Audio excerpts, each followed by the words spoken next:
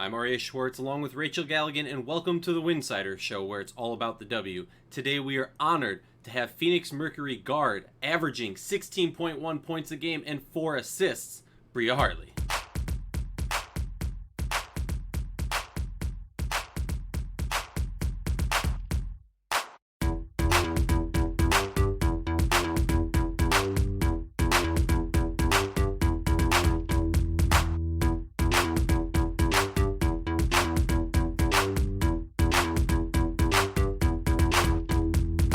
If you like our show, please consider joining our Patreon community where you can read the Wobble Weekly by Owen Pence. For less than a cup of coffee a month, you can directly show support for the hard work we do covering the W, and don't forget to see the amazing written staff content on Winsidr.com. Today, we are joined by Bria Hartley of the Phoenix Mercury. Bria, thank you so much for joining us on the show. I guess the first thing I want to ask is, how's your foot feeling? It's feeling better. It was just kind of, I guess it just kind of flared up a little bit, just kind of like that tendonitis, and it just kind of wasn't really getting better. So, talking with the trainers, just felt to get like a couple days, extra days rest to kind of see how it feels. And then we keep monitoring it, seeing how it feels. Some days it's really good, other days it could be a little sore, but for the most part, it's pretty good, and I'm feeling pretty good. So there was a lot of talk coming into this season about how this year is so much different than other years, and there's a lot of validity to that. But training camp length was around the same time. I'm blanking on whether or not it was like a day or two longer or shorter, or I know it wasn't shorter. And players joining late isn't anything new to the W. So I'm not saying there aren't differences, but I guess for you, what's been the biggest challenge or difference this year compared to past years? I mean, just kind of being in the bubble, you're not really able to go wherever you want. You don't kind of have that, kind of feel like you don't have that mental escape kind of. You're just stuck in the bubble and it's all basketball all the time. And then for me with my son, it was kind of just difficult kind of figuring out who could help me in the bubble and managing that. Kind of when I was in New York, it was pretty easy. I had a lot of family around, a lot of people willing to help that were there. So it's cool. But kind of coming into the bubble, it's like people got to change everything they're doing to kind of come help me. And it just wasn't possible for me in the bubble. So I think for me, it's just managing, having my son here, like by myself, and then just having Dearica Handy's mom helps me a little bit. So that's kind of my biggest thing I've been trying to balance while I've been here in the bubble. Well, I definitely want to get into that, different bubble specific questions and your son and how you're making that work and what that looks like. But first, before I get to that, I want to talk about just the last year, the last 6 months for you. I mean, looking at so far this season, you're playing great. You are playing with as much confidence as we've seen. You have a different role. You're with a new team. You've seen a ton of change that have transpired. But I just kind of want to talk at your numbers. I mean, talk us through what this whole transition has been like and the confidence that you're playing with right now. It's been great, honestly. I wasn't really sure how I was going to kind of fit into the system to start, but I've been loving it so far. Sandy's really encouraging. She has a lot of confidence in me. I think when you have a coach that has a lot of confidence in you, that helps too. I mean, I think a lot of people will see like my numbers overseas, and that's kind of the way I'm used to playing. I feel like a lot of times when I came to the WNBA, I kind of was a little more hesitant, kind of just trying to find what my role was. And a lot of the systems I was in is kind of always tell me, oh, well, you're not like a true point guard. You're not really a true true shooting guard. So I feel like I always kind of danced, kind of knowing what position coaches wanted to play me at. And I think here with Sandy, she just kind of is like, go out there, play, do what you do best, come off, be aggressive, look to score, and that's just kind of what I did. And to start, my shots were falling for the most part, and I'm starting pretty well, and I'm just trying to go out there and stay aggressive because that's when I'm playing at my best. When I'm like tentative, that's kind of where I make more mistakes. So I'm just trying to keep that mindset throughout each game. Well, I'm just going to tell you, you look great out there. You really do. You've been a joy to watch for a lot of us. But, you do have a really interesting career, a really unique career. And a lot of that has to do with different teams, different roles. I mean, if you look at Mhm. just history, going from a starter to coming off the bench to, you've really had to switch gears a lot Mhm. during these last, what is it, 7 seasons now? Yep. What's it been like for you? I mean, you have to have a really good head on your shoulders to be able to, shift through all those different roles. Like what is coming off the bench versus you, starting like especially now. I mean, like it's working well for you now. Is there a difference Yeah. in the area for you?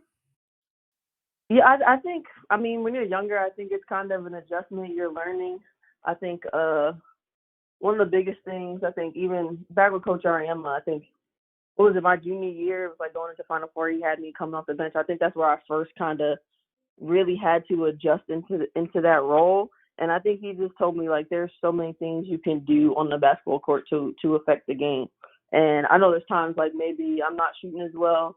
I just try to go out there and still create for other people or do something defensively, and be active. So I think I just try to have that mindset where no matter what role I'm given, just kind of take advantage of the opportunity I'm given and try to make an impact on the game. Um, and I think when I was younger, you probably get more upset about like, oh, I'm not playing as much, I'm not doing this. But I think as you get older, you just kind of you learn like that's the nature of the game. That's the nature of basketball, and you're gonna have different roles on every team. But the really good players are kind of able to be successful in each role that they have, and just really embrace each role. Hey, and if you're playing good off the bench, you're going to get a good chunk of minutes, as we've seen. Right. And so this question, probably you might be bored of hearing it, but I got to ask, playing with Diana Taurasi, one of the greatest, what is it like, and what have you learned from her that you've been able to kind of add to your repertoire? I mean, I think it's really cool. I've seen her probably at a distance before, but now being kind of watching how she carries herself, how she prepares herself for practice, for games, it's definitely really admirable. I think even times I'm like, I'll feel like tired, and I just look at Dee, and I'm just like, she's been doing this for what is it, 16 seasons or something like that. She still makes sure she gets extra shots in. She's still doing the work in the weight room and all that stuff, so she can be out there on the court. So just admire her persistence and how she's constantly working. And then the biggest thing for me about Diana, which I've admired since I was a kid, is just like her mentality. She has this killer instinct mentality that I also like to have when I'm out there on the court. And I think being around that and seeing her up close is just going to help me as a player just continue to be that on the court.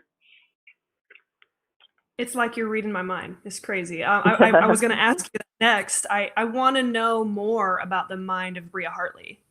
How do you approach the game? How do you like to prepare for the game? How do you view yourself as a competitor out on the court? I mean, we could have a whole show about this topic, but I want to know more about just kind of how you work from the mental aspect. Yeah, I mean, I always feel like I had a pretty good head on my shoulders. I try not to get like too high or too low. And I think one of the biggest things that's helped me through my career is just always remaining confident, even through bad games, through good years, bad years.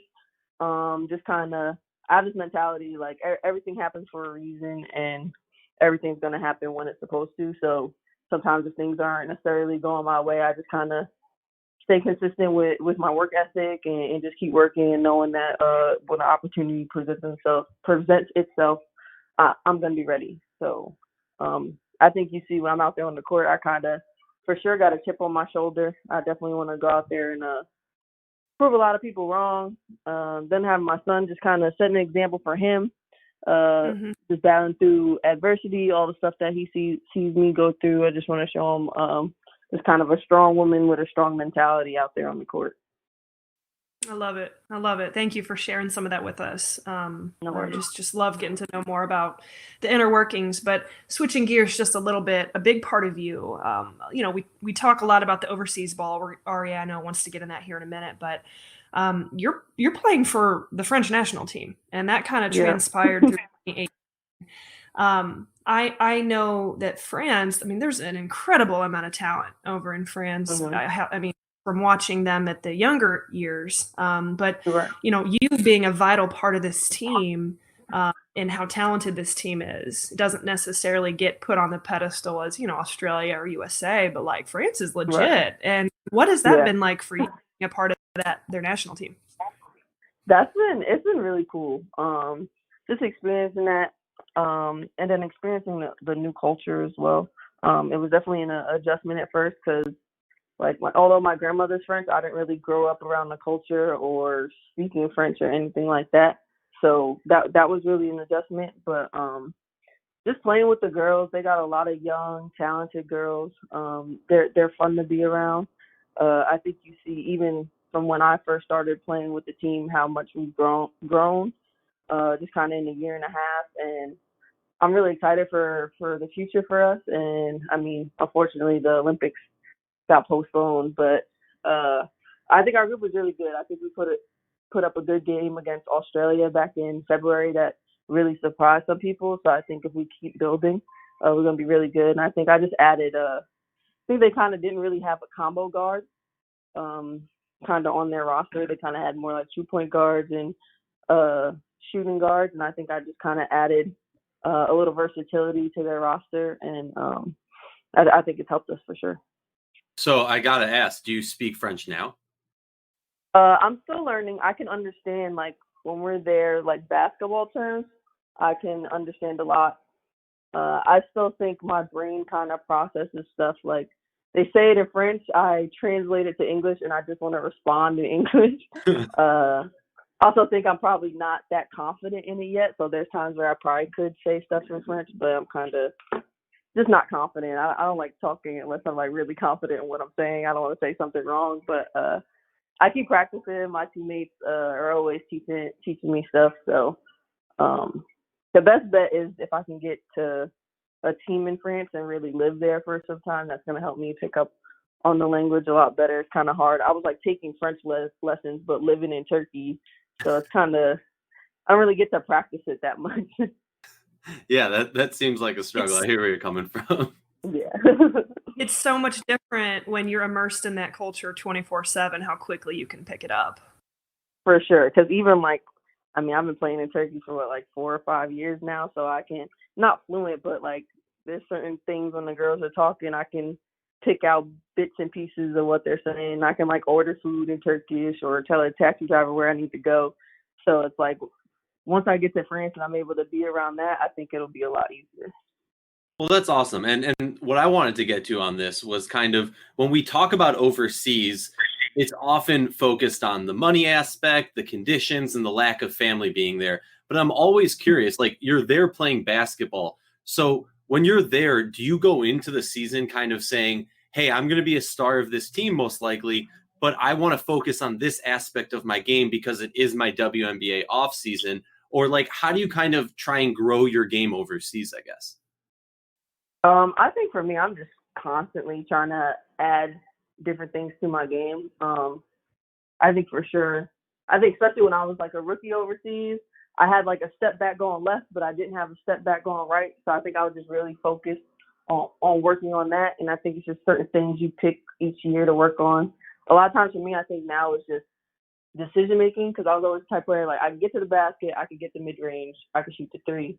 It's just deciphering when to make the right decision at the right time. So I think these past few years, I really tried to work on that decision making and making the right play. And I think you kind of see that I've improved on that these first few games into the season so far. So I think it's just, you got a lot on your shoulders when you go over there. Like me going to Gala, I'm one of the leaders of the team. So I think I just kind of help hold myself accountable as being a leader, as just improving my game and doing whatever I can to help my team. Well, flipping it back over to stateside or to Bradenton side, the Mercury started off 0-2. People were hitting the panic button. You guys answered amazingly, hit that winning stride. Talk to us about where the team is now at this point in the season, and what do you see as fresh eyes on this team? I think I mean, you're definitely right. Everyone hit the kind of panic button, like, how's everyone gonna mesh? But it was 2 games. It's like it's our first 2 games playing Right. together. Some of these other teams have been playing together for a long time, so I think we were just kind of, even though we're veteran players, just kind of remembering the plays. Everyone just kind of figuring out what their role is. So I think you're just going to see our team continue to grow together. There's going to be ups and downs, of course, but the one thing I really like that sticks out about our team is that we really stay together. Even I think you see in certain games, like New York fought back and got the game within 4, but we're able to stay together, kind of withstand their run and just keep building. You see each player on our team kind of stepping into their roles. I mean, I started off really well. You see Skylar has a really good game, BG. And then I think most importantly for us, there were a lot of questions about our bench. And I think you see Sophie's really embraced her role, kind of on the defensive end, and then just making opportunist plays like leaking out in transition. Then you had Shatori, who had a breakout game, and then Nia's kind of coming into her own. So we got a lot of pieces. I think they're still coming together, but you see everyone's growing, and we just want to make sure that we continue that process throughout the season, and hopefully come playoff time, we're playing our best basketball. And as a veteran now, you talk about playoff time. What is the X factor? No pun intended. Shout out to the X factor. What do you guys have to be doing well to be in contention and to truly succeed this season? I think for us, it's definitely on a defensive end, especially like defensive transition. I think that might be kind of our Achilles heel right now, and some of that stems from turnovers and teams being able to get out easy in transition or shot selection. But I think the more we play together, the more we'll be able to work on those things. And just defensively, when we're playing really well, that's going to help us because, I mean, offensively, we have so many weapons and we can really score the basketball. So for those days where maybe our shot isn't falling as well, if we can hang our hat on defense, we're going to be really good.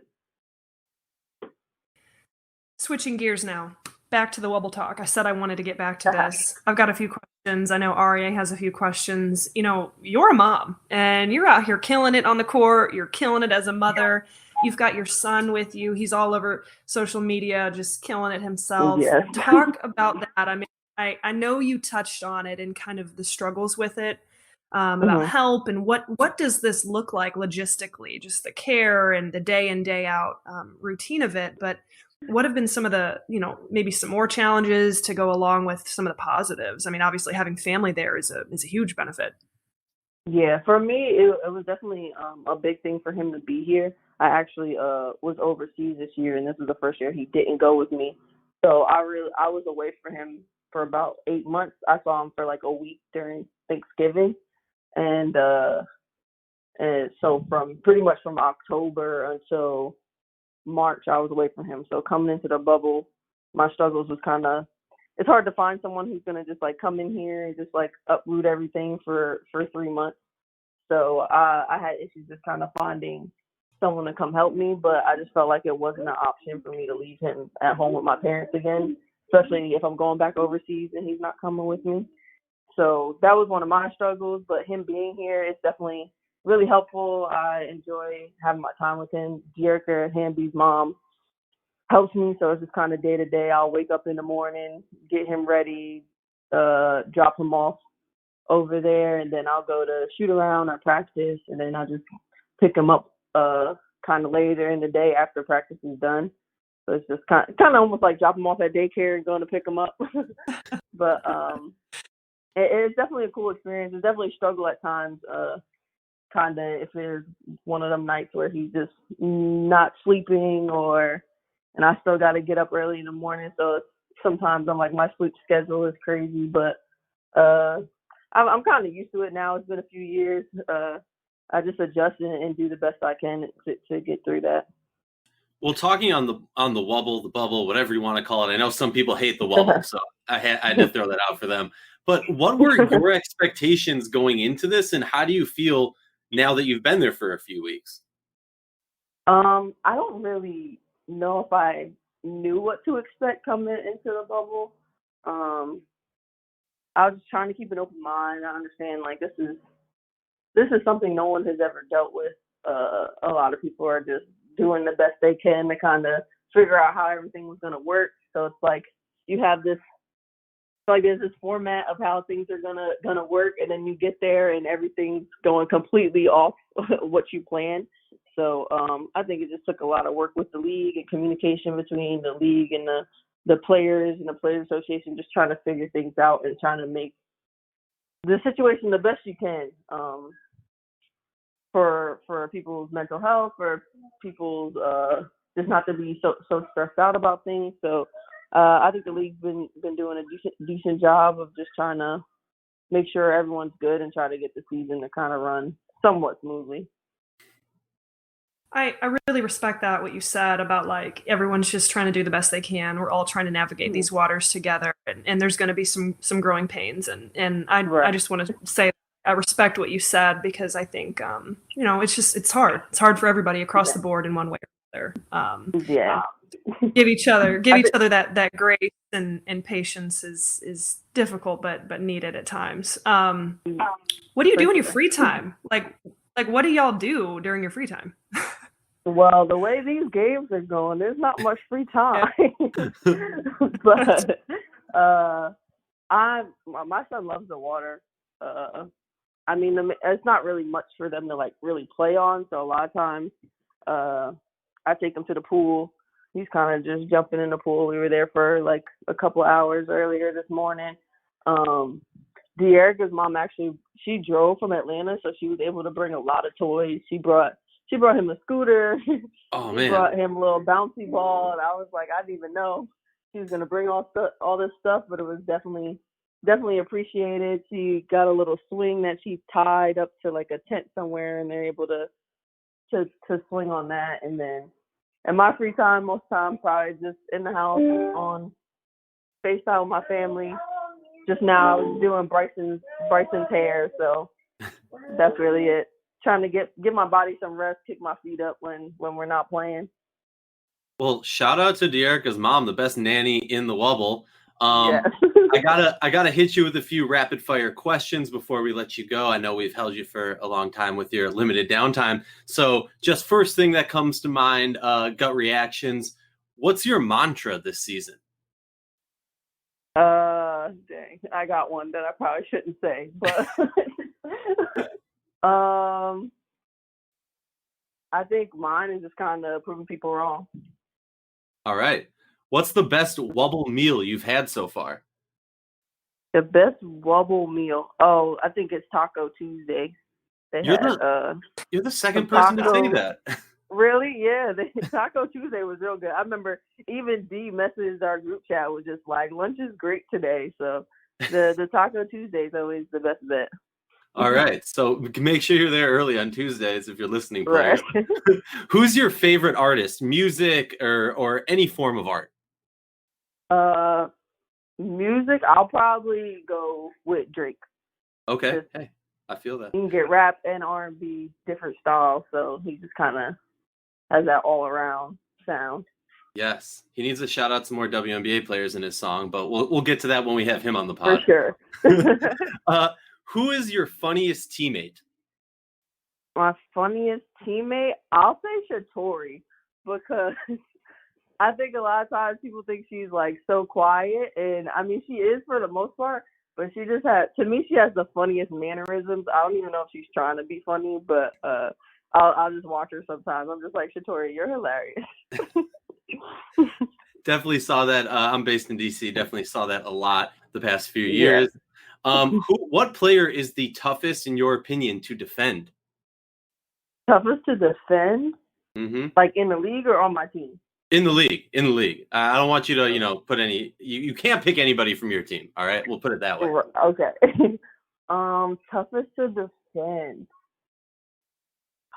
I'll say mine go with like the little like speedy guard. So I'll go with like Erica Wheeler. She's really shifty, and then she's super fast, and especially since I think earlier years she wasn't as good as a shooter, but since she's improved her 3-point shot, definitely a lot tougher. I respect that. Hey, all-star MVP. We got to put that on Yep. her name. For sure. And final rapid-fire question. Would you be for or against, I don't know what the term is, but fake crowd noise for the current Wobble games? Against. I don't know. I don't see the point. Look, as a fan, I'll say this, not to throw shade at any of the announcers or play-by-play people, but I would much rather have more microphones on the court and hear, like, I will pay extra for the explicit version of whatever the league pass will give me so I can hear the real trash talk going on, because you know it's happening. Yeah, for sure. Especially, I feel like it's quiet in there now, so you hear a lot of us, and I feel like you see us getting a lot more texts, because normally I got a text already. I'm not that loud. I'm like, if there was a crowd in here, she probably wouldn't have heard what I said. Or like Right. the other day when Sophie got the tech and she was like, I was just talking to Coach. And it was like, Yep. normally that probably doesn't happen. But Yep. actually, all right, now I have to ask one more question. Do you think the trash talk has been more or less than a normal year in the Wobble? I don't know. I think it's been about the same. Okay. Yeah, I think it's been about the same. Like you said, I think it's just you can hear some of it more, because there's no crowd to kind of just shout that out. So yeah, I think it's about the same. All right. Well, that's all we got. So I very much appreciate your time, and say hello to the team. Say hello to Bryce, your PR guy, for me. For sure. And have a great day and stay safe. Thank you. Thanks for having me. Thank you. Bye. Thank you for tuning in for this episode of the Winsidr Show. And as always, stay tuned for more amazing podcasts from us. And don't forget to support us and get the Wobble Weekly and other additional exclusive Patreon content. That's patreon.com/Winsidr.